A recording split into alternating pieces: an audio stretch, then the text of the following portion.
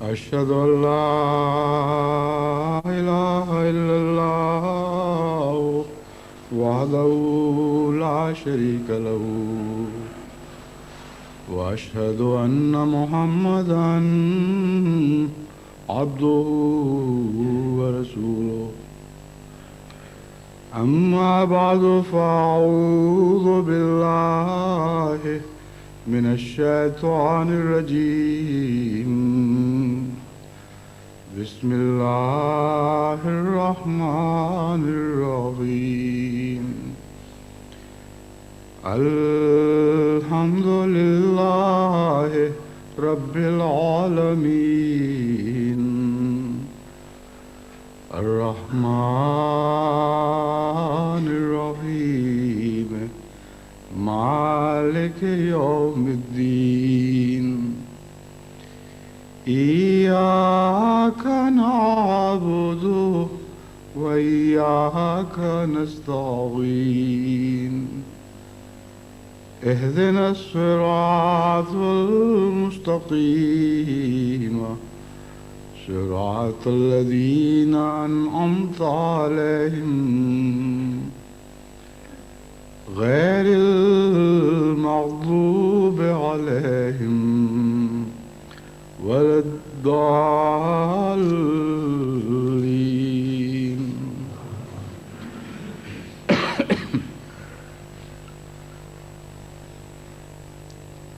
اسلام کی تاریخ بہت سی خوفناک غداریوں سے داغدار ہے، اور اگر آپ حضرت اقدس محمد مصطفیٰ صلی اللہ علیہ وآلہ وسلم کے دور کے ابتدائی حصے کو چھوڑ کر، جس میں خلفائے راشدین کا دور اور کچھ بعد کا عرصہ شامل ہے، باقی تاریخ کا مطالعہ کریں تو آپ کو معلوم ہوگا کہ ہمیشہ مسلمانوں کو نقصان پہنچانے کے لیے مسلمانوں ہی سے کچھ غدار حاصل کیے گئے ہیں، اور کبھی بھی اس کے بغیر ملت اسلامیہ کو نقصان نہیں پہنچایا جا سکا۔ اس تاریخ پر نظر ڈالیں تو غداریوں کی تاریخ میں موجودہ جنگ سیاہ ترین حروف میں لکھے جانے کے لائق ہے،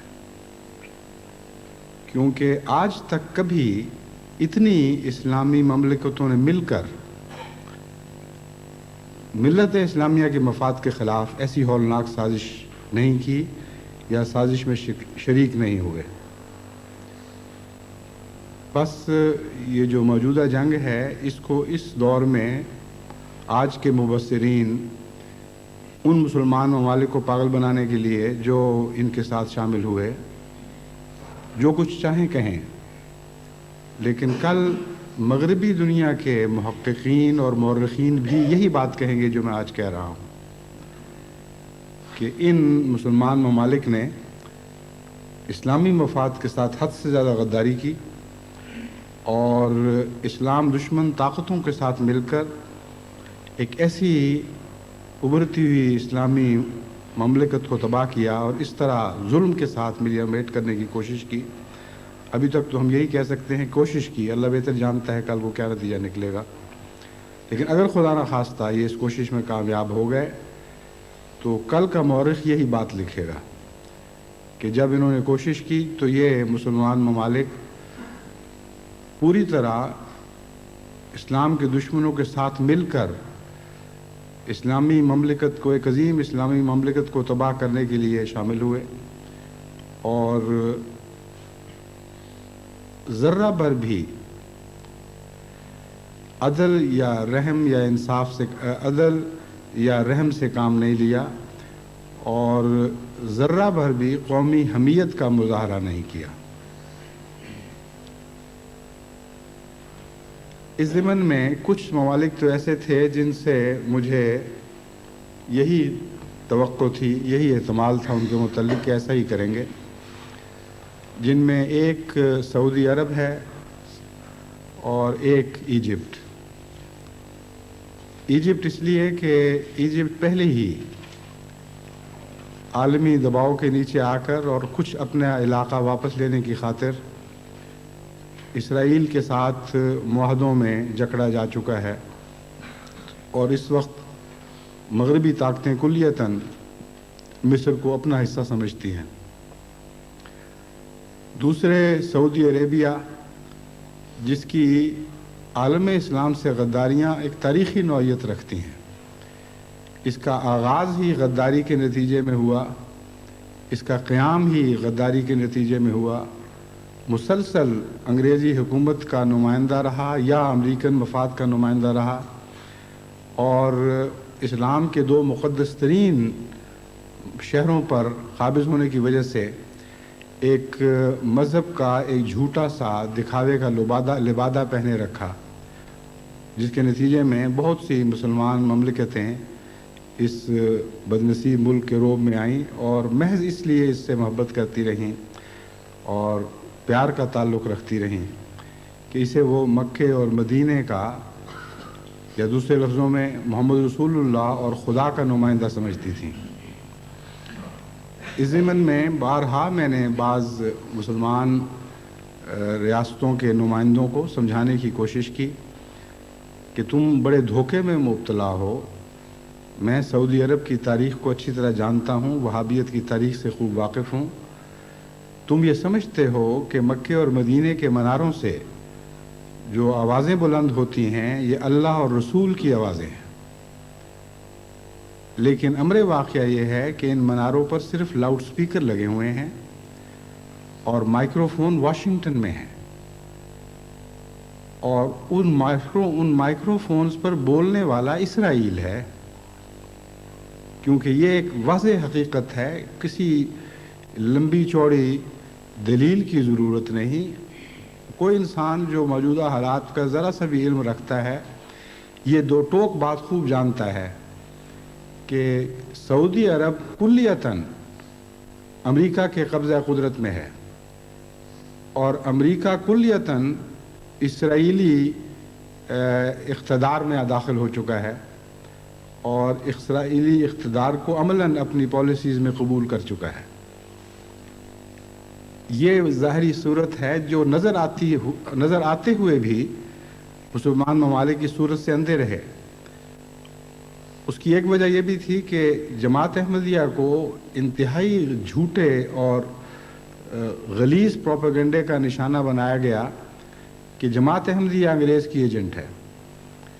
اس لیے جب مسلمان ممالک کے نمائندے ہم سے یہ بات سنتے تھے تو وہ سمجھتے تھے شاید اپنے گلے سے بلا ٹال کر سعودی عرب پر پھینکتے ہیں اور اپنے انتقام لے رہے ہیں، ورنہ اس میں کوئی حقیقت نہیں۔ اب دنیا کے سامنے یہ بات کھل کر آ چکی ہے، اور وہ سارے مولوی بھی جو ان سے پیسے لے کر، ان کا کھا کر احمدیوں کو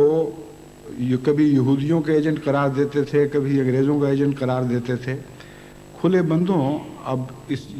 سعودی حکومت کے سربراہوں اور سارے وہ جو ان کے ساتھ شامل ہیں وہابی علماء کو، سب کو ملا کر یہودی ایجنٹ اور مغربی ایجنٹ قرار دے رہے ہیں، اور ایسی گندی زبان ان کے متعلق استعمال کر رہے ہیں کہ وہ تو ہمیں زیب نہیں دیتی۔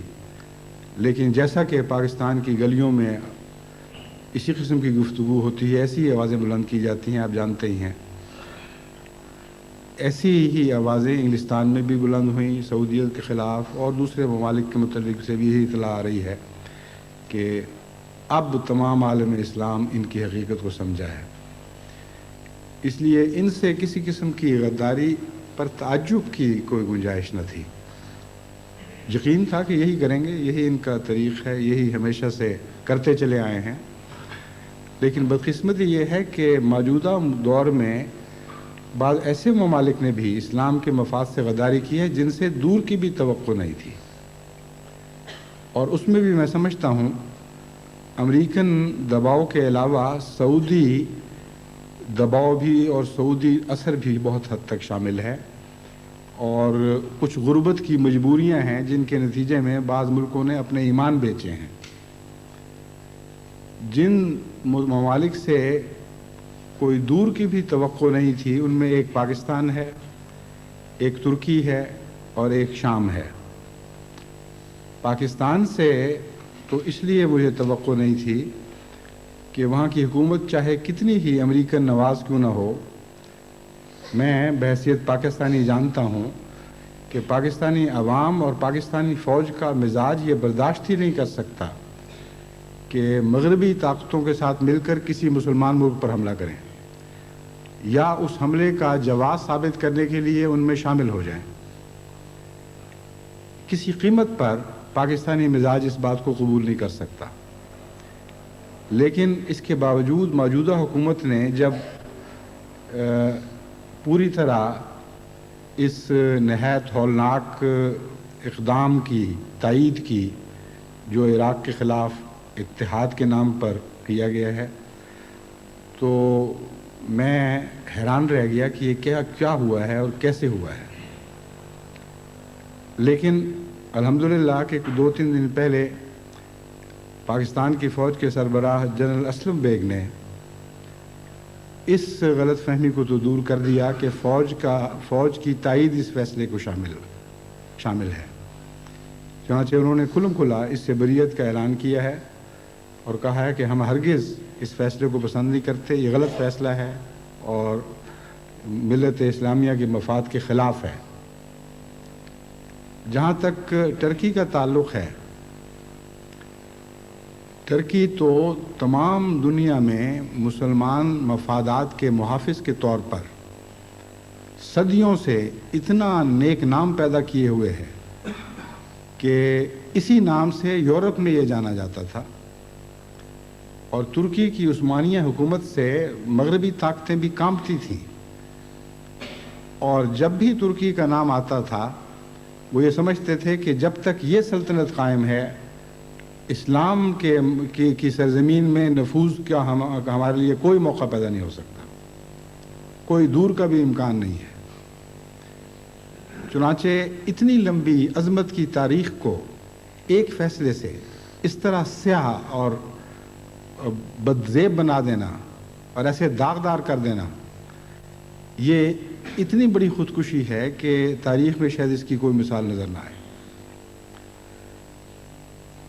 ترکی قوم پر ایسا داغ لگا دیا گیا ہے جو اب مٹ نہیں سکے گا, سوائے اس کے کہ کوئی عظیم انقلاب برپا ہو اور پھر وہ اپنے خون سے اس داغ کو دھونے کی کوشش کریں. جہاں تک سیریا کا تعلق ہے, اس کے لیے بھی کئی ایسی وجوہات تھیں جن کی بنا پر مجھے سیریا سے یعنی شام سے یہ توقع نہیں تھی. ایک تو حافظ الاسد کا اپنا علاقہ گولان ہائٹس کا اسرائیل نے ہتھیایا ہوا ہے, اور بڑی دیر سے ان کی اسرائیل سے مخاصمت اور لڑائی چلی آ رہی ہے. اور اس تاریخی دور میں جب سے اسرائیل کا قیام ہوا ہے, سیریا نے اسرائیل کی مخالفت میں بڑی قربانیاں پیش کی ہیں اور اپنے علاقے بھی گنوائے, لیکن اپنے موقف کو تبدیل نہیں کیا. اس کے علاوہ جو تصویر صدام کی آج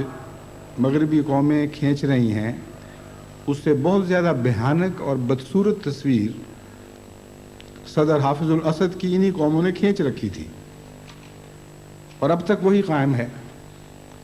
اس لیے بھی میں نہیں سوچ سکتا تھا کہ جب مغربی قومیں ایک طرف صدر صدام کو گندی گالیاں دیں گی اور اس کی کردار کشی کر رہی ہوں گی,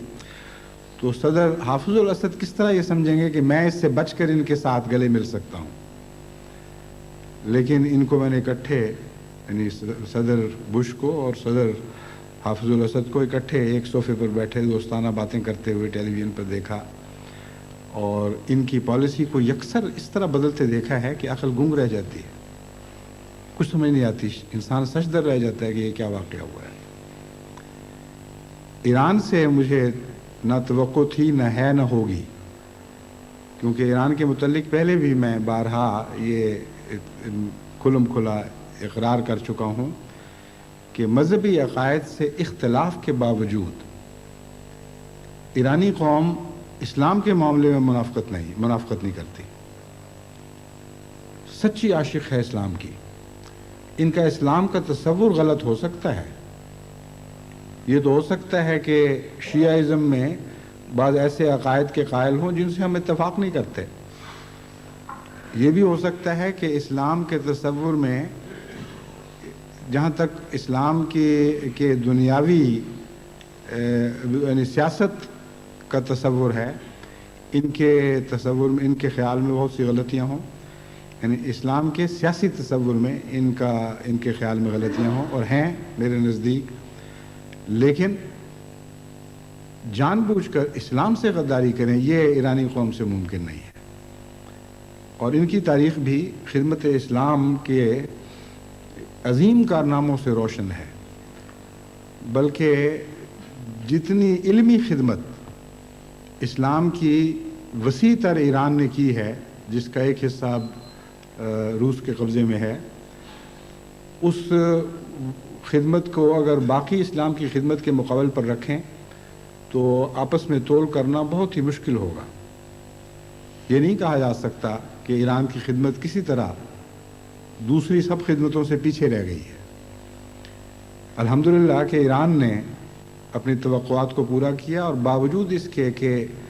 صدر صدام کی حکومت سے ایرانی حکومت کا شدید اختلاف تھا، 8 سال تک نہایت خوفناک خونی جنگ میں یہ لوگ مبتلا رہے ہیں، اور بہت ہی گہرے شکوے اور صدمے تھے. اگر ایران اٹھ کھڑا ہوتا ہے عراق کے خلاف تو دنیا سمجھ سکتی تھی، اور مورخ اس کو معاف بھی کر سکتا تھا کہ اتنی خوفناک جنگ کے بعد اگر ایران نے اس موقع سے فائدہ اٹھانے کی کوشش کی ہے تو کوئی حرج نہیں ایسا ہو جایا کرتا. آخر انسانی جذبات ہیں جو بعض باتوں سے مشتعل ہو کے پھر قابو میں نہیں آتے. اس وقت انسان گہری سوچوں میں نہیں پڑ سکتا کہ اسلام کے تقاضے کیا ہیں، ملت کے تقاضے کیا ہیں، جذبات میں بہہ جاتا ہے. تو یہ باتیں سوچ کر ایک مورخ کہہ سکتا ہے کہ اس پہلو سے یہ قابل معافی ہے. مگر ایران نے اگرچہ ساتھ شامل ہونے کا تو فیصلہ نہیں کیا، لیکن اس ابتلا میں پوری طرح نیوٹرل رہتے ہوئے عراق کو عراق کی غلطی یاد کرائی اور مغربی طاقتوں کو ان کی غلطی یاد کرائی، گویا کہ انصاف پر قائم رہا. اس پہلو سے ایران کا نام انشاءاللہ اسلام کی تاریخ میں ہمیشہ عزت سے لیا جائے گا. یہ تو مختصر تبصرہ ہے سیاسی طور پر اسلام سے وفاداری یا عدم وفاداری کا جہاں تک تعلق ہے. میں جب اسلام سے وفاداری یا عدم وفاداری کہہ رہا ہوں تو سیاسی معنوں میں کہہ رہا ہوں، یعنی ملت اسلامیہ سے وفاداری یا عدم وفاداری کی بات ہو رہی ہے.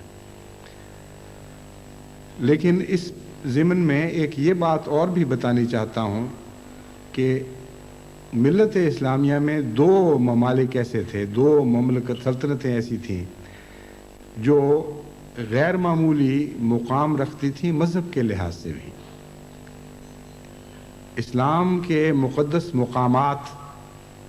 کے محافظ کے طور پر اور اس کے مجاور اور نگران کے طور پر سعودی عرب کو دنیا اسلام میں ایک عظیم حیثیت حاصل ہے جس سے کوئی انکار نہیں کیا جا سکتا. یہ اس کی خوش نصیبی تھی کہ اتنی بڑی سعادت، اتنی بڑی امانت اس کے سپرد ہوئی. اور دوسری طرف اسلامی علوم کا محافظ اور نگہدار مصر سمجھا جاتا تھا، کیونکہ مصر کی جامع ازہر نے اسلامی علوم کی جو خدمت کی ہے اس کی کوئی مثال کسی اور اسلامی ملک میں دکھائی نہیں دیتی. اور اسلام کے آخری دور میں علمی خدمت کے لحاظ سے جامعہ ازہر مصر کو جو پوزیشن حاصل ہے اس کا کوئی اور دنیا میں مقابلہ نہیں کر سکتا. بس ان دونوں سے اس پہلو سے کوئی دور کی بھی توقع نہیں رکھی جا سکتی تھی کہ یہ ملت اسلامیہ سے غداری کریں گے. چنانچہ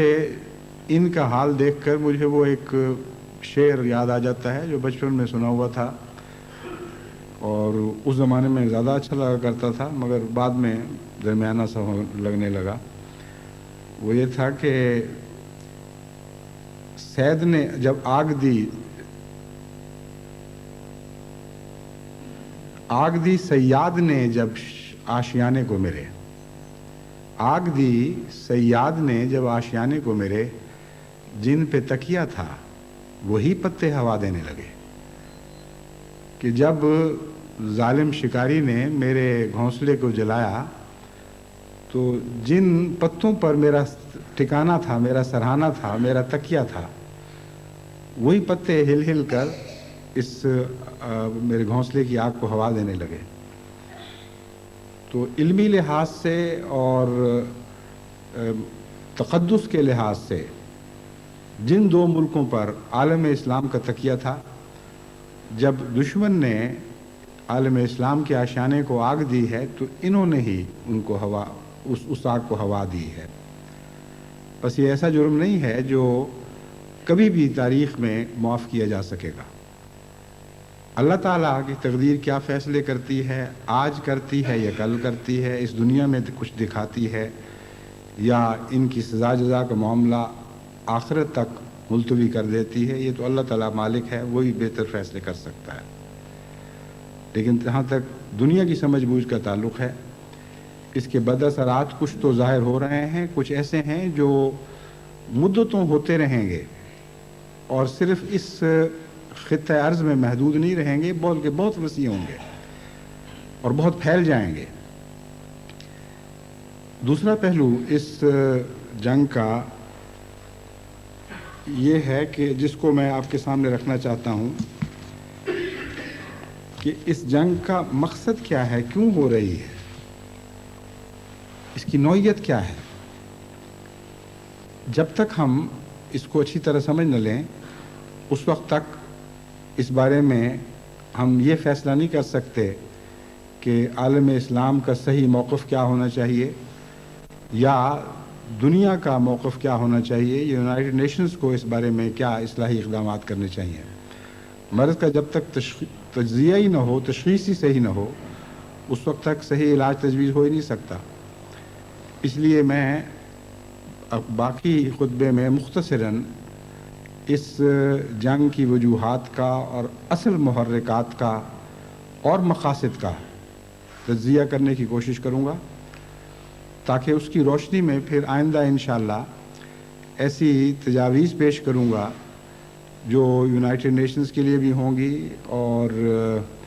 दुनिया की दूसरी कौमों के लिए भी और आलम इस्लाम के लिए भी, कि अहमदिया नुक्ता निगाह से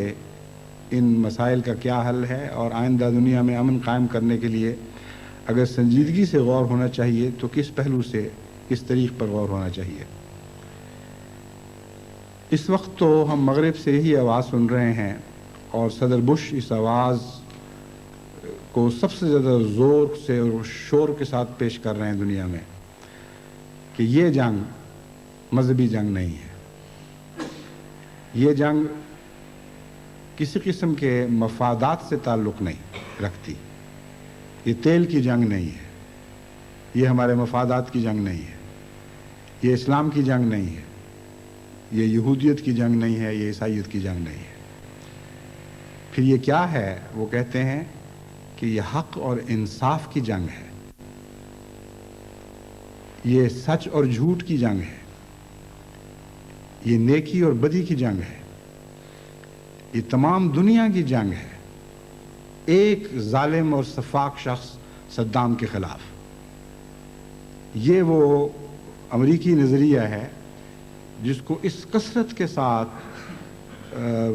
रेडियो, टेलीविज़न, अखबारात में मुश्तहर किया जा रहा है कि अक्सर मगरबी दुनिया इसको तस्लीम कर बैठी है। वो ये समझते हैं कि वाकई यही जंग है, लेकिन बहुत से मुनसिफ मिजाज और गहरी नज़र रखने वाले मुबस्सिरीन हैं जो इनकार कर रहे हैं। और मगरबी के मुबस्सिरीन की मैं बात कर रहा हूँ, उनमें बड़े बड़े माहिर और तजर्बाकार सियासतदान भी हैं और दानिश्वर, सहाफ़ी, हर किस्म के तबके से कुछ न कुछ आवाज़ें ये बुलंद हो रही हैं कि ये सब झूठ है, ये सब प्रोपेगेंडा है और हमें हमारे ही रहनुमा धोखे दे रहे हैं और खुले खुले धोखे दे रहे हैं, ये जंग कुछ और है। एडवर्ड हीथ जो इंग्लिस्तान के प्राइम मिनिस्टर रह चुके हैं, ये अपनी बसीरत के लिहाज से और बसारत के लिहाज से और सियासी सूझबूझ के लिहाज से और सियासत के वसी तजर्बे के लिहाज से इंग्लिस्तान की अजीम तरीन ज़िंदा शख्सियतों में शामिल होते हैं। और मुसलसल इनका यही मौक़िफ़ रहा है कि हमारी मौजूदा सियासी लीडरशिप हमें सख्त धोखा दे रही है, और ये जो नेक मकासद का ऐलान किया जा रहा है, हरगिज़ ये बात नहीं। ये जंग इंतहाई खुदगर्ज़ाना और ज़ालिमाना जंग है और अहमकाना जंग है,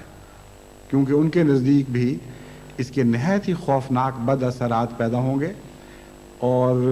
जंग के बाद के हालात बहुत ज़्यादा ख़तरनाक साबित होंगे। बहरहाल इस वक्त मैं इस तफसील में नहीं जाना चाहता कि मगरबी मुफक्किरीन क्या क्या कह रहे हैं। खुलासतन दूसरी आवाज़ ये है कि ये तेल की जंग है, ये मफादात की जंग है, ये इसराइल के दिफा की जंग है और इसराइली मकासद को पूरा करने की जंग है। और बाज़ ये कहते हैं कि ये जंग सदर बुश की और सदर सद्दाम की जंग है, और उनके नज़दीक सदर बुश ने इस मसले को अपना ज़ाती अना का मसला बना लिया है और अब उनकी अक़ल और उनके जज्बात उनके काबू में नहीं रहे। जब वो बात करते हैं तो ऐसे बेकाबू हो जाते हैं, इस तरह बच्चों की तरह ऐसे गलत मुहावरे इस्तेमाल करते हैं कि ये महसूस लगता ही नहीं कि कोई अजीम कौमी रहनुमा बात कर रहा है। इसलिए वो बड़े ज़ोर के साथ इस मसले को पेश करते हैं कि ये जंग दरअसल सदर बुश की जंग है, जो सदर सद्दाम से शदीद नफ़रत करते हैं और उन्होंने जो अमेरिकन तसल्लुत को कबूल करने से इनकार किया और उसके रोब में आने से इनकार किया, उसके नतीजे में गज़ब भड़का हुआ है जो काबू में नहीं आ रहा। अब हम देखते हैं कि असल हकीकत क्या है, क्योंकि जमात अहमदिया को तो जज्बाती फ़ैसले नहीं करने चाहिए, और चूँकि हमने सिर्फ़ अपनी ही फ़िक्र नहीं करनी बल्कि सब दुनिया की फ़िक्र करनी है। कमज़ोर और छोटे और बेताकत होने के बावजूद, चूँकि हम में से हर एक ये यकीन रखता है कि खुदा ताला ने इस दुनिया की सरदारी यानी खिदमत के रंग में हमारे सुपुर्द फरमाई है। हमें इस दुनिया का कायद बनाया गया है, और कायद का माना वही है जो हज़रत सल्लल्लाहु अलैहि वसल्लम ने बयान फरमाया कि सैयदुल कौम खादिमुहुम, कि कौम का सरदार उसका खादिम हुआ करता है। यानी सरदार और खादिम दरअसल एक ही चीज़ के दो नाम हैं। अगर कोई खिदमत करना नहीं जानता तो वो सियादत का हक़ नहीं रखता, और अगर वो कोई सियादत पा जाता है तो उसका फ़र्ज़ है कि खिदमत करे। बस इन मानों में मैं कायद होने की बात करता हूँ और किसी माने में नहीं। बस हमने बनी नौ इंसान की खिदमत करनी है, उनको उनके सही और गलत की तमीज़ सिखानी है और उनको समझाने की कोशिश करनी है कि उनका तमाम बनी नौ इंसान आलम का मफाद किस बात में है, किस चीज़ में उनकी भलाई है, किस चीज़ में उनकी बुराई है। इस नुक्ता निगाह से मैं चाहता हूँ कि इस मसले को खूब खोलूँ और फिर जहाँ जहाँ अहमदी इस मसले को समझ लें, फिर वो अपनी ताकत के मुताबिक आवाज़ उठाएँ और माहौल की सोच और आरा को तब्दील करने की कोशिश करें। इस मसले का आगाज़ दरअसल पिछली सदी के आखिर पर हो चुका था। जो आज जंग नज़र आ रही है इसकी जड़ें बहुत गहरी हैं। 1897 में एक सहूनी मकासद की कौंसिल कायम हुई जो यहूद के उस तबके से ताल्लुक़ रखती थी जो हज़रत दाऊद की बादशाहत के कायल हैं, और ये ईमान रखते हैं कि तमाम दुनिया पर एक दिन दाऊदी हुकूमत ज़रूर कायम होकर रहेगी। इनको सहूनी या इसराइली कहा जाता है। बस सहूनियों की एक काउंसिल, वर्ल्ड काउंसिल कायम हुई और उसने अपना एक डिक्लेरेशन ज़ाहिर किया। उसकी तफसील में जाने की ज़रूरत नहीं। उसी अरसे में, उसी साल या उससे कमो बेश आगे पीछे कुछ, एक यहूदी डॉक्यूमेंट, मुसव्वदा दुनिया के सामने पहली मरतबा ज़ाहिर हुआ, जिसका नाम था protocols of elders of Zion. यानी ज़ायन, वही ज़ायन जिसका मैं ज़िक्र कर रहा हूँ, इसराइली हुकूमत ज़ायनिज़म के क़याम का मज़र ये लफ्ज़ ज़ायन है। ज़ायन वो पहाड़ है जिसके ऊपर कहते हैं हज़रत दाऊद से वादा किया गया था। बहरहाल जब ज़ायन कहते हैं तो मुराद इसराइल है। तो इसराइल के बड़े लोग जो ज़ायनिज़म के कायल हैं, उनके चोटी के रहनुमाओं की स्कीम कि हम किस तरह दुनिया पर अपने तसल्लुत को कायम करेंगे और उसके लिए लाहे अमल क्या होगा, किन उसूलों पर हम काम करेंगे, क्या हमारे मकासद होंगे, क्या क्या तरीक़े इख्तियार किए जाएंगे, वगैरह वगैरह। एक छोटा सा रिसाला है जो मुझे अब याद नहीं तारीख़, लेकिन ये यकीनी तौर पर याद है कि 19वीं सदी के आखिर पर 1897 के लगभग पहली मरतबा ये डॉक्यूमेंट एक रूसी औरत के हाथ लगा, जो दरअसल इन एल्डर्स ऑफ ज़ायन की जिनकी ये स्कीम थी, उनके सेक्रेटरी के तौर पर काम कर रही थी। जर्मनी में ये वाक़या हुआ है और उनमें से एक की दोस्त भी थी। एक दफ़ा वो रात को अपने दोस्त के घर उसका इंतज़ार कर रही थी और उसको देर हो गई। उसने उसके मेज़ पर पड़ी हुई किताबों में से एक मुसव्वदा चुन लिया देखने के लिए, दिल बहलाने के लिए, और यही वो मुसव्वदा है जिसका नाम है protocol of elders of Zion. उस मुसव्वदे को पढ़कर वो ऐसी दहशत ज़दा हुई और ऐसी खौफनाक उसमें खौफनाक मंसूबा था दुनिया को फ़तह करने का कि वो उसको लेकर भाग गई और रूस चली गई। और पहली मरतबा इस किताब को रूस में शाया किया गया। फिर 1905 में पहली मरतबा इसका अंग्रेज़ी तर्जुमा शाया हुआ। तो बहरहाल ये वही दौर है जब एक तरफ उन्होंने एक मख्फी मंसूबा तैयार किया और दूसरी तरफ एक ज़ाहिरी मंसूबे का ऐलान किया। और ये जो ज़ाहिरी मंसूबा है, ये इसके मुतालिक कोई कंट्रोवर्सी नहीं है, कोई इख्तलाफ नहीं है। यहूद कहते हैं कि हाँ, हमारा मंसूबा था और हमने दुनिया में इसको ज़ाहिर किया है। वो सिर्फ इतना था कि हुकूमतों के ताल्लुकात के लिहाज से, दूसरे असरात को बढ़ाने के लिहाज से हम एक मुनज़्ज़म जिद्दोजहद करेंगे, जिसका मकसद ये होगा कि इसराइल को अपना एक अलग घर बतौर रियासत के मिल जाए। तो जो दूसरा मंसूबा था उसका मकसद था कि इसराइल यूनाइटेड नेशंस के ज़रिए,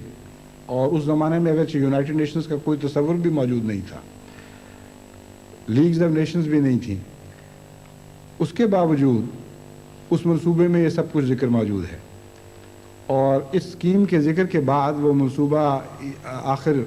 ये इरादा ज़ाहिर करता है कि जब ये सारी बातें हो जाएंगी, जब हम यूनाइटेड नेशंस कायम करने में कामयाब हो चुके होंगे, तो फिर यूनाइटेड नेशंस पर हम कब्ज़ा करेंगे और यूनाइटेड नेशंस पर कब्ज़े के ज़रिए फिर सारी दुनिया पर हुकूमत होगी। तो ये जो मंसूबा था यूनाइटेड नेशंस पर कब्ज़ा करने का और उसके ज़रिए फिर आगे दुनिया पर हुकूमत करने का, इसमें बहुत सालों का लगना एक तभी अमर था। लेकिन जिस मरहले का उसमें ज़िक्र है कि इन मराहिल को तय करके हम बिल आखिर اس منصوبے کو پایہ تکمیل تک پہنچائیں گے، وہ تمام مراحل اسی طرح وقتاً فوقتاً طے ہوتے رہے۔ چنانچہ جب یہود نے اس منصوبے سے قطع تعلقی کا اعلان کیا اور کہا کہ یہ ہماری طرف منسوب کیا گیا ہے، ہمارا منصوبہ نہیں ہے، تو اس پر دنیا کے علماء اور سیاستدانوں اور دانشوروں نے بڑی بڑی بحثیں اٹھائیں، کئی عدالتوں میں اس پہ مقدمہ بازیاں ہوئیں۔ انگلستان کے ایک پروٹسٹنٹ نے اس پر بہت تحقیق کی ہے اور اس نے ایک کتاب شائع کی جس کا نام ہے واٹرز فلوئنگ ایسٹ ورڈز۔ اس کتاب میں اس کے سارے پہلوؤں پر بحث ہے۔ مجھے آج سے تقریباً 20 سال پہلے اس کو پڑھنے کا موقع ملا تھا، اس کے بعد کوئی دوست مانگ کے لے گیا اور پھر وہ ہاتھوں ہاتھ نکل کے پتہ نہیں کہاں چلی گئی۔ انگلستان سے میں نے کوشش کی ہے لیکن وہ دستیاب نہیں ہوتی، کیونکہ اس کتاب میں یہ بھی ذکر ہے کہ اس کتاب کو فوراً یہود مارکیٹ سے غائب کر دیتے ہیں۔ یہ درست ہے یا غلط کہ یہود کرتے ہیں یا کوئی اور کرتا ہے، مگر ہو ضرور جاتی ہے، یہ تو ہمارا تجربہ ہے۔ بس معین طور پر الفاظ تو میں بیان نہیں کر سکتا، لیکن جو میں بات بیان کرتا ہوں بنیادی طور پر مضمون کے لحاظ سے درست ہے۔ چنانچہ اس نے لکھا کہ جب انگلستان کے پرائم منسٹر ڈزرائیلی نام تھا، ان سے یہ پوچھا گیا کہ آپ کے نزدیک یہ مسودہ جو یہود کی طرف منسوب کیا جاتا ہے واقعتاً یہودی بڑے آدمیوں کی تحریر ہے اور ان کا منصوبہ ہے یا محض ایک ان کے خلاف سازش ہے اور ان کو بدنام کرنے کی کوشش ہے؟ اس کا جواب ڈزرائیلی نے یہ دیا کہ میرے نزدیک صرف 2 صورتیں ممکن ہیں، یا تو یہ منصوبہ واقعتاً انہی لوگوں کا ہے جن کی طرف منسوب ہو رہا ہے، کیونکہ اس کے بعد جتنے واقعات رونما ہوئے ہیں وہ بعین ہی اس منصوبے کے مطابق ہوئے ہیں، اس لیے از خود کس طرح وہ واقعات رونما ہونے لگے اور اسی ترتیب کے ساتھ اسی تفصیل کے ساتھ، اور یا پھر یہ کسی نبی کی کتاب ہوگی جس نے خدا سے علم پا کر اتنی زبردست پیشگوئی کی ہوگی۔ تو اس نے کہا میرے نزدیک تو 2 ہی صورتیں ہیں، یا تو پرلے درجے کے جھوٹوں کی ہے جنہوں نے منصوبہ بنایا اور اب انکار کر رہے ہیں،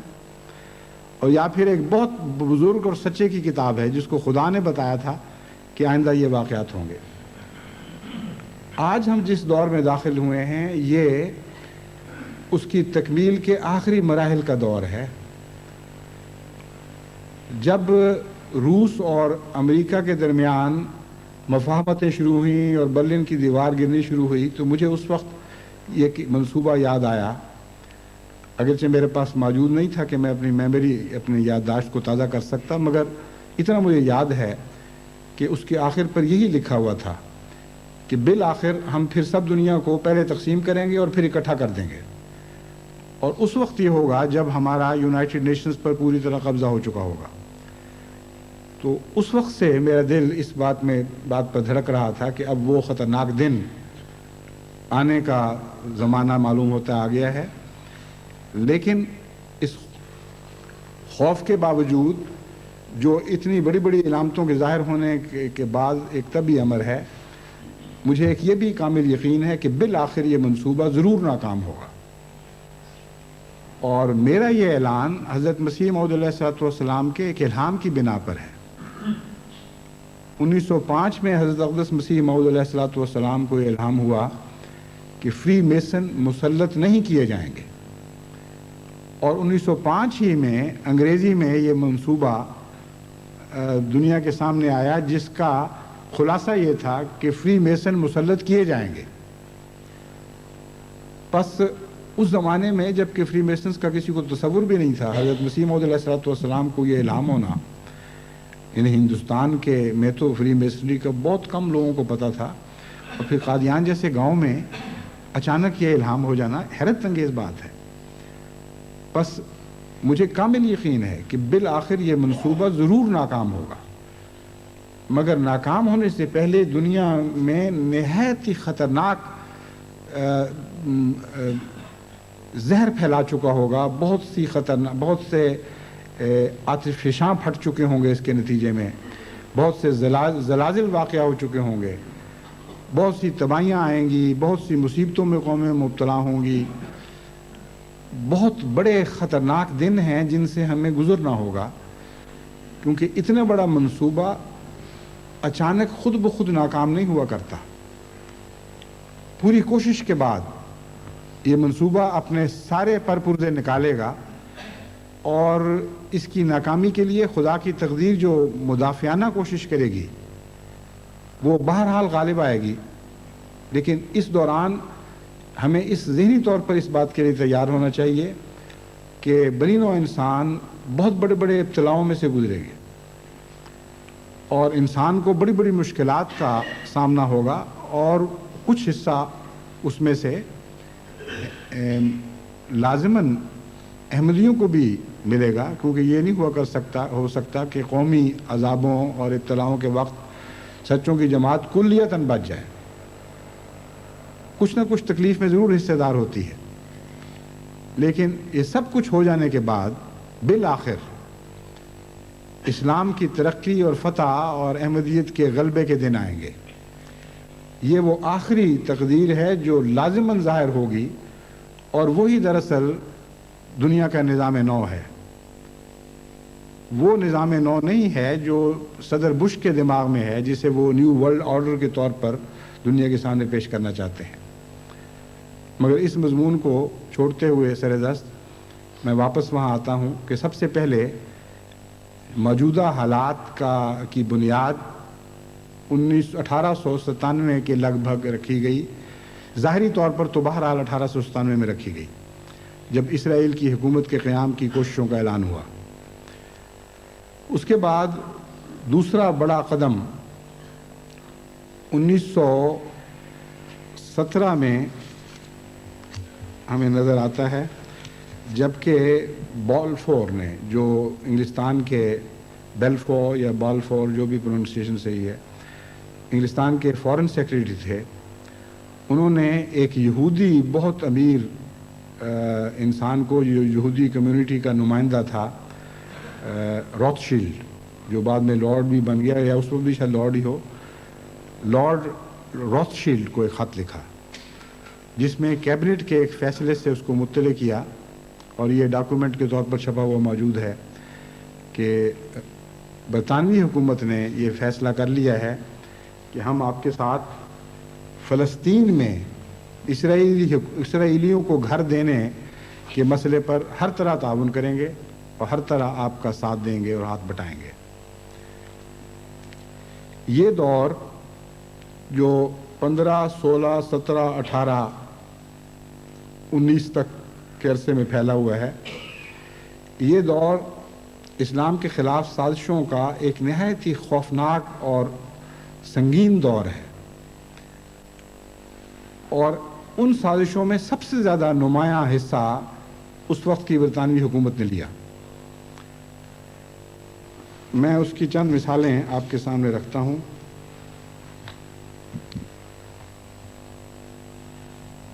पंद्रह मई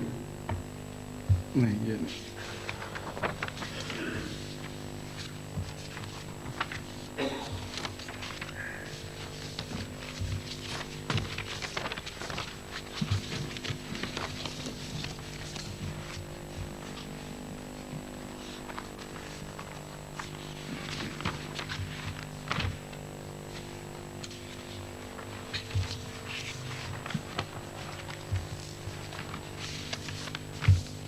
ये मैं देख रहा हूँ कागज़ कहीं।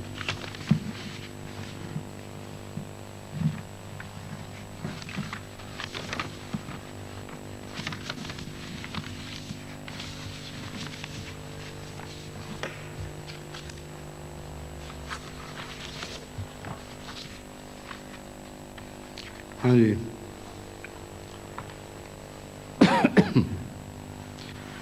1897 में फर्स्ट वर्ल्ड ज़ायनिस्ट कांग्रेस ने जो डिक्लेरेशन दिया उसका मैं जिक्र कर चुका हूँ। उसके बाद डॉक्टर थियोडोर, जिसके प्रेसिडेंट उस वक्त डॉक्टर थियोडोर हर्ज़ल थे, और अगस्त 1897 में ये मंसूबा बाकायदा शाया हुआ दुनिया में। 1917 को बॉलफोर ब्रिटिश फॉरेन सेक्रेटरी ने रॉथशील्ड को जो ख़त लिखा है उसका मैं जिक्र कर चुका हूँ। उससे पहले 1 साल पहले 1916 में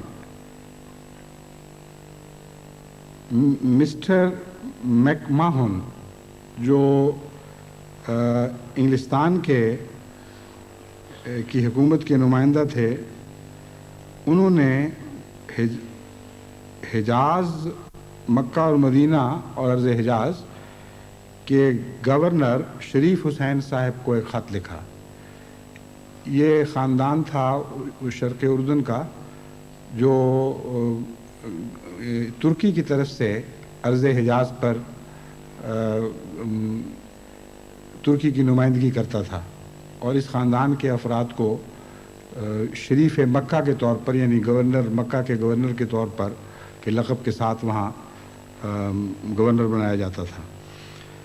तो शरीफ मक्का को मैकमहन ने एक ख़त लिखा जिसका ख़ुलासा ये है कि अगर तुम इस बात पर हमसे इत्तफ़ाक़ कर लो कि हम तुम्हें तुर्की की ज़ालिमाना हुकूमत से आज़ादी दिलाएं और आज़ाद अरब रियासत के क़याम में तुम्हारी मदद करें, तो उसके बदले तुम हमें ये मुराद दो। कुछ इलाके ए के नाम से मार्क करके नक्शे में ज़ाहिर किए गए, कुछ बी के नाम से, और कुछ फ्रांसीसी तसल्लुत के इलाके बताए गए, कुछ अंग्रेज़ी तसल्लुत के।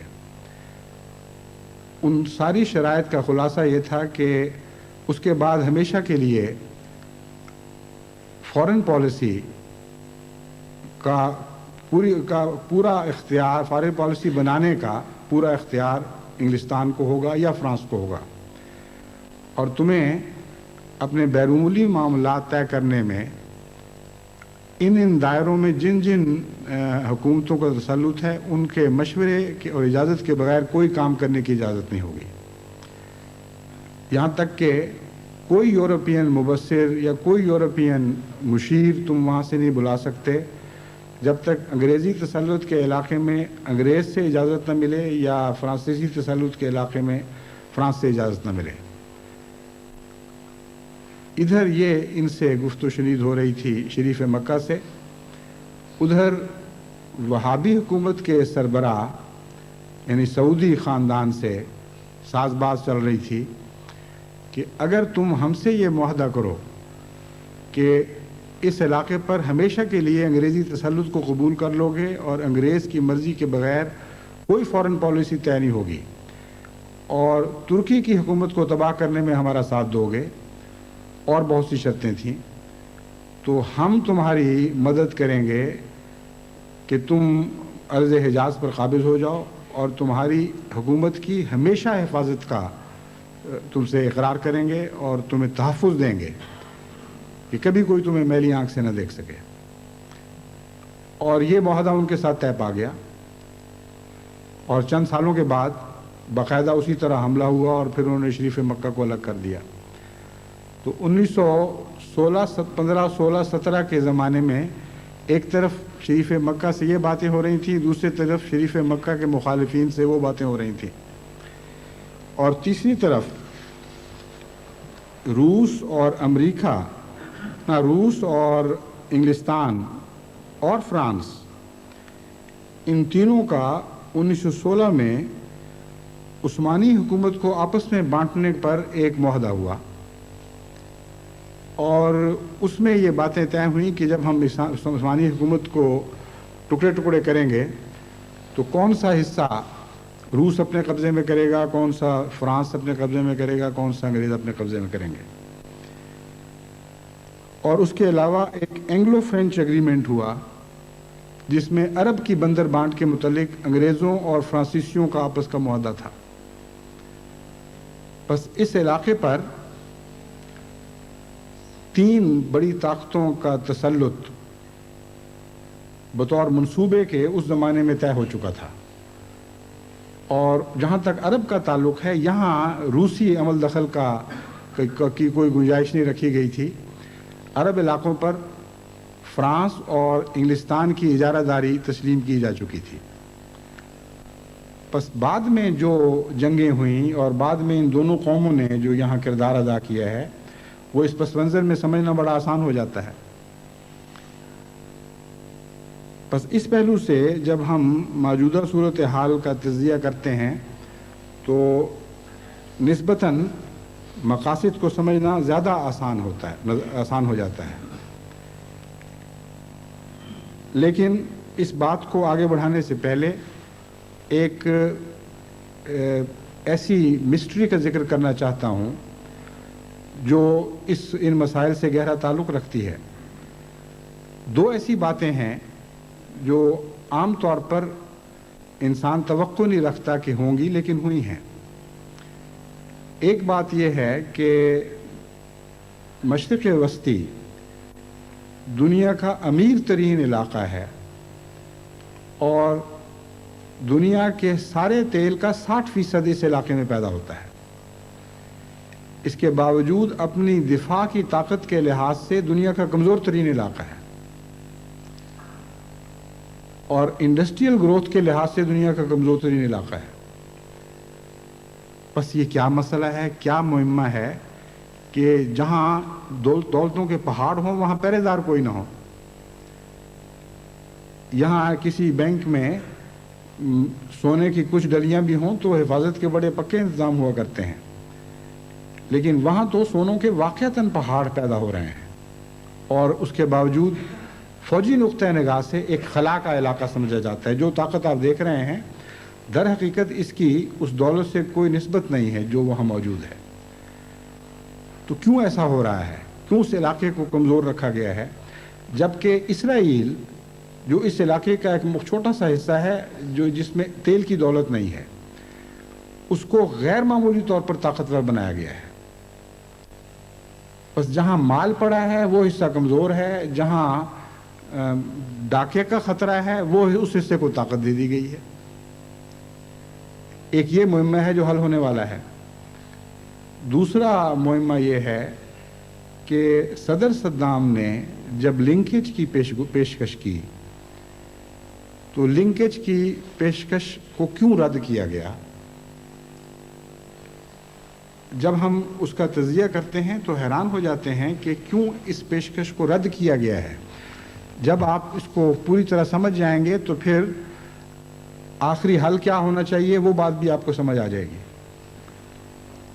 امریکہ نے اور اس کے اتحادیوں نے مسلسل انکار کیا کہ کویت پر قبضے کا جہاں تک تعلق ہے اس کا کوئی لنکیج نہیں ہے. صدر صدام حسین کہتے تھے کہ اس کا لنک ہے اور دونوں کو اکٹھا طے کرو. اگر یہ لنک تسلیم ہو جاتا تو اس کے نتیجے میں اس مسئلے کا یہ حل بنتا کہ صدر صدام نے کویت کے علاقے میں جو جارحیت کی ہے وہ اس علاقے کو چھوڑ کر اپنی جارحیت کے قدم کو واپس لے لے, اور یہود نے زائنسٹ نے جو شرق اردن کے مغربی کنارے کو غصب کیا ہے اور وہاں اس کے خلاف جارحانہ پیش قدمی کی ہے, وہ اپنے قدموں کو وہاں سے واپس ہٹا لے. ایک جارحیت کو کل عدم کرو, دوسری جارحیت کو کل قدم کرو, دونوں طرفیں برابر ہو جاتی ہیں اور انصاف قائم ہو جاتا ہے. یہ معاملہ آگے نہیں بڑھتا. یہ دراصل مقصد تھا صدر صدام کا, جو بار بار لنکیج کے اوپر زور دیتے چلے جا رہے تھے. دنیا کی بڑی طاقتوں نے جن کا اس مسئلے سے تعلق ہے اس کو کچھ اور رنگ میں, عمدن غلط رنگ میں دنیا کے سامنے پیش کیا اور دنیا کی رائے عامہ کو دھوکہ دینے کی کوشش کی. حالانکہ صدر صدام کا موقف وہی تھا جو میں آپ کے سامنے رکھ رہا ہوں. مغربی دنیا نے لنکیج کو اس طرح عمدن غلط سمجھا کہ گویا صدر صدام یہ کہہ رہے ہیں کہ چونکہ اسرائیل نے ہمارے ایک مسلمان بھائی ملک کے کچھ علاقے پر قبضہ کر لیا ہے, اس لیے اس غصے میں نے بھی اپنے ایک مسلمان بھائی کے علاقے پر قبضہ کر لیا اور دونوں ایک ہی جیسے معاملات ہیں. हालांकि इसमें कोई मंतक नहीं है। और उन्होंने इसी वजह से इस लिंकेज के मौक़िफ़ का मजाक उड़ाया और इसको बिल्कुल बोधा और बेमानी करार दिया और कहा कि ये कैसे हो सकता है। सब दुनिया जानती है कि तेल के झगड़े के नतीजे में, यानी तेल का झगड़ा इन मानों में कि कुवैत की तेल की जो पॉलिसी है फ़रोख्त की, उससे इराक़ को इख्तलाफ था और कुछ और ऐसे मसाइल थे। तो तेल के झगड़ों के नतीजे में या कुछ और झगड़ों के नतीजे में इराक़ ने फ़ैसला कर लिया था कि मैं कुवैत पर काबिज़ हो जाऊंगा। और दरअसल वो झगड़े बहाने थे, मकसद ये था कि कुवैत के तेल की दौलत पर कब्ज़ा कर ले। तो कहते हैं इसमें लिंकेज कहाँ से हो गया? इन दोनों इलाक़ों, इन दोनों बातों का कोई आपस में ताल्लुक़ नहीं है। हालांकि जैसा कि मैं बयान कर चुका हूँ, बड़ा गहरा ताल्लुक़ है। वो कहते थे अगर तुम जारहियत के ख़िलाफ़ हो तो तुम जहाँ जो पहले जारहियत इस इलाके में वाक़या हो चुकी है उसको कलअदम करो, मैं भी कलअदम कर देता हूँ, बात ख़त्म हो जाएगी। लेकिन इसकी तरफ आते नहीं थे। तो क्यों नहीं आ रहे थे? ये आखिर क्या वजह है? इसराइल से क्यों इतना गहरा ताल्लुक़ है? क्या रिश्तेदारियाँ हैं? क्या उसके मफादात की ग़ुलामी की ज़रूरत है? और उसके बदले इतनी बड़ी बड़ी कीमतें अदा कर रहे हैं कि इंसान के तस्वुर में भी उन कीमतों की कमियत पूरी तरह दाखिल नहीं होती। मसलन 1 बिलियन की कमियत क्या है? हम जैसे आम गुरबा तस्वुर भी नहीं कर सकते कि 1 बिलियन कितनी बड़ी रकम होती है। 1 बिलियन रुपए भी हमारे लिए बहुत हैं, लेकिन 1 बिलियन डॉलर तो बहुत बड़ी रकम है। इस जंग में जो अदाद शुमार ज़ाहिर हुए हैं, अमेरिका का सिर्फ अमेरिका का 1 बिलियन रोज़ाना खर्च हो रहा है। 1 बिलियन डॉलर का मतलब है 1 अरब डॉलर। और जितने दिन ये जंग चलेगी ये इसी तरह खर्च होता चला जाएगा। उसके अलावा अंग्रेज़ों का खर्च हो रहा है, उसके अलावा फ्रांसीसियों का खर्च हो रहा है, इससे पहले भी उनके खर्च हो चुके हैं। और हालत यहाँ तक अभी से पहुँच चुकी है कि दुनिया के सामने कशकोल लेकर निकलने पर मजबूर हो गए हैं। अंग्रेज़ डिप्लोमेसी में अमेरिका से बहुत बेहतर है और इसमें अंग्रेज़ की डिप्लोमेसी में बड़ी सदियों की ट्रेनिंग की वजह से एक नफासत पाई जाती है। इसलिए जब हमारे फॉरेन सेक्रेटरी साहब जर्मनी गए तो वहाँ से उन्होंने 600-700 मिलियन की जो एड इनको दी, उसका ऐलान करते वक्त उन्होंने पहला फिक्र ये कहा कि देखो भाई, मैं कोई कशकोल लेके तो नहीं यहाँ आया था, मेरे हाथ में तो कोई कशकोल नहीं, मेरे दिमाग में तो फिक्र भी कोई नहीं थी, कोई आदाद नहीं थे कि इतनी रकम मैं वसूल करूँगा। ये जर्मन भाई हमारे बड़े मेहरबान हैं, बहुत अच्छे लोग हैं, अच्छी कौम है। इन्होंने देखा कि हमारा भी फ़र्ज़ है कि हम अपने इन भाइयों की मुश्किल में मदद दें और वॉर एफर्ट्स में हम कुछ हिस्सा डालें, तो हम शुक्रिया से कबूल करते हैं। एडवर्ड हीथ ने कल रात को इसी बहस में हिस्सा लेते वक्त कहा कि तुम्हारे झूठ की और मकारियों की हद हो गई है। तुमने कौम को दुनिया में, सारी दुनिया में बेइज्जत कर दिया है। कशकोल हाथ में पकड़ के तुम भागी फिरते हो। उस मुसीबत में पड़ने की ज़रूरत क्या थी जिसको संभाल नहीं सकते थे, जिसके लिए इंग्लिस्तान की इज्जत को और अजमत को दागदार कर दिया है, और अब तुम भकारी बन गए हो। अमेरिकन इसके मुकाबले पर कोर्स यानी अक्खड़ किस्म के पॉलिटिशियंस हैं। कोयल साहब यहाँ तशरीफ़ लाए हुए हैं जो वाइस प्रेसिडेंट हैं अमेरिका के, और उनकी जो ज़हनी और सियासी काबिलियतें हैं उनके ऊपर अमेरिका का अखबार नवीस हमेशा हंसता रहता है और मजाक उड़ाता रहता है। उस हिस्से का तो मेरे साथ कोई ताल्लुक़ नहीं, उनके आपस के मामलात हैं, लेकिन इनको बात करने का सलीका नहीं और ये नहीं पता लगता कि किस तरह मैं बात चीज़ों पर पर्दे डालूं। चुनांचे अपने अमेरिका के मांगने को इन्होंने एक और नाम दिया है। जैसे हमारे पंजाब में मशहूर है कि बाज़ डंडा फ़कीर होते हैं, बजाय इसके कि वो ये कहें कि भाई खुदा के वास्ते कुछ भीख डाल दो, भूखे मर रहे हैं, कुछ मदद करो, रहम करो,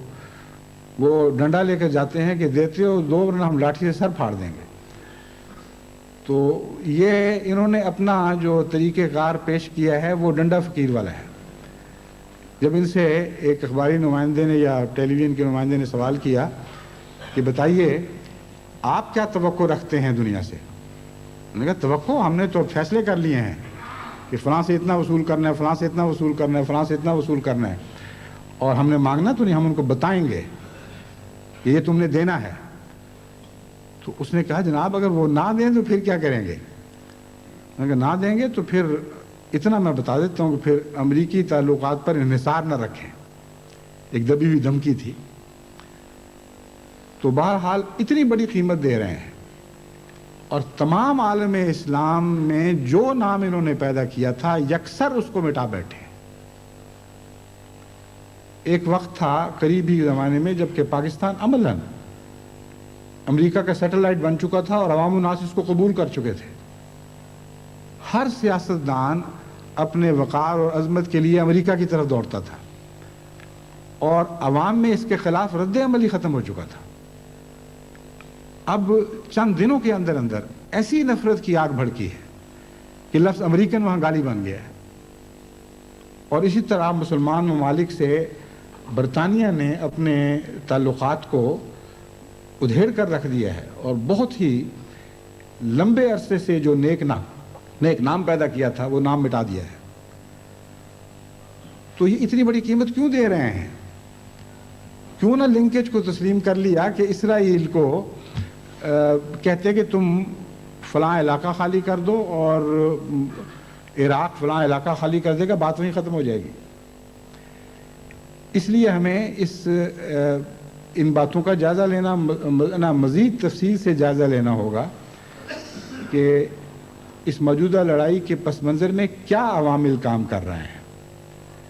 یہ جو الزام لگایا جاتا ہے کہ یہ ان کے مشترکہ مفادات ہیں جن کی خاطر یہ اس وقت عراق کو مٹانے پر تلے ہوئے ہیں، اور کویت کی بحالی محض ایک بہانہ ہے، اس کی بھی چھان بین کرنی ہوگی کہ کیا پہلے مشترکہ یعنی مشترکہ یا غیر مشترکہ علاقائی مفادات کی خاطر ان قوموں نے اسی قسم کا رد عمل دکھایا کہ نہیں۔ دوسرا جو الزام ہے کہ یہود کی خاطر ایسا کیا جا رہا ہے، اس کی چھان بین کرنی ہوگی کہ جب بھی یہود اس علاقے میں مسلمان ریاستوں سے متصادم ہوئے ہیں، یا اسرائیل کہنا چاہیے، یہود میں تو بعض ایسے فرقے بھی ہیں جو اسرائیل کے خلاف ہیں، بعض بڑے بڑے شریف النفس ایسے لوگ بھی ہیں جو اسرائیلی جاہریت کی کھل کے تنقید کرتے ہیں اور ان کی کارروائیوں کے کسی رنگ میں بھی تائید نہیں کرتے۔ تو یہود نہیں کہنا چاہیے، اسرائیل کہنا چاہیے کہ اسرائیل کا جب بھی تصادم ہوا ہے ان قوموں نے اس میں کیا کردار ادا کیا ہے، اور کیوں اسرائیل کی ہر موقع پر تائید کی ہے، اگر تائید کی ہے تو مذہبی تعصب اس میں کار فرما ہے یا محض مفادات ہیں، اسرائیل کے قیام کی غرض و غایت کیا ہے، کیوں اس کو ہر بڑی سے بڑی قیمت پر قائم رکھنے کی کوشش کی جا رہی ہے۔ یہ سارے سوالات ہیں جن کا جواب انشاءاللہ آئندہ خطبے میں پیش کروں گا، اور جہاں سے اس تاریخ کی بحث کو چھوڑ رہا ہوں وہیں سے اٹھا کر آج تک کے حالات تک رونما ہونے والے بڑے بڑے واقعات آپ کے سامنے پیش کروں گا تاکہ آپ کی یادداشت تازہ ہو جائے۔ اس تجزیے کے بعد پھر اگلے خطبے میں اگر وقت ملا یا اس کے بعد کے خطبے میں میں اسلامی نقطہ نگاہ سے ان مسائل کا حل پیش کرنے کی کوشش کروں گا، کیونکہ آج وقت زیادہ ہو چکا ہے، اس لیے اس بحث کو، اس خطاب کو سر دست یہاں ختم کرتا ہوں۔ اللہ تعالیٰ توفیق عطا فرمائے کہ ہم بحیثیت غلامان محمد مصطفیٰ صلی اللہ علیہ وآلہ وسلم کو ایک عالمی مسائل کا ایک ایسا حل پیش کرنے کی توفیق پائیں جس کی اندرونی طاقت ایسی ہو کہ اگر وہ اس کو قبول کریں تو بنی نوع انسان کو امن کی ضمانت ملے، اور اگر قبول نہ کریں تو جو چاہیں کریں امن مہیا نہ کر سکیں۔ ایک صحیح حل کے اندر یہ طاقت ہوا کرتی ہے جو سچائی کی طاقت ہے۔ اگر کسی صحیح مشورے کو کوئی انسان قبول کرے تو اس کا فائدہ ہوتا ہے، اور اگر رد کر دے تو اس کا نقصان ہوتا ہے۔ بس میں چونکہ اسلام کی نمائندگی میں بات کروں گا، اس لیے یقین رکھتا ہوں کہ جو حل جماعت احمدیہ کی طرف سے پیش کیا جائے گا وہ ایسا حل ہے کہ جس کو تخفیف کی نظر سے دیکھا ہی نہیں جا سکتا۔ اگر قبول کرو گے تو اپنے فائدے کے لیے قبول کرو گے اور بنی نوع انسان کے فائدے کے لیے بھی، اور اگر رد کرو گے تو جو چاہے کوششیں کرو، دنیا سے فساد کو تم رفع دفع نہیں کر سکتے، اور ایک کوشش کے بعد دوسری کوشش ناکام ہوتی چلی جائے گی، اور ایک جنگ کے بعد دوسری جنگ سر اٹھاتی چلی جائے گی، اور ایک بدامنی کے بعد دوسری بدامنی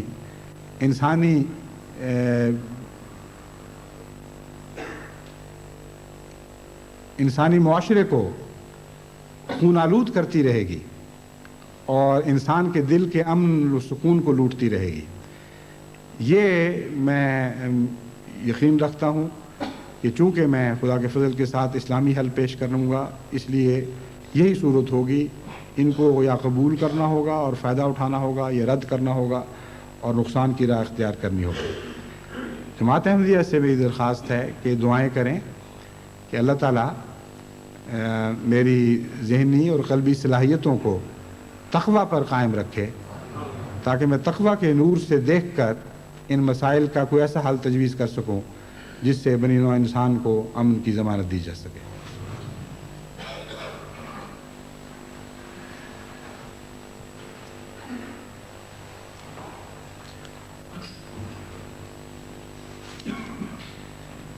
الحمد للہ نحمده ونستعینه ونستغفره ونؤمن به ونتوکل علیہ ونعوذ باللہ من شرور انفسنا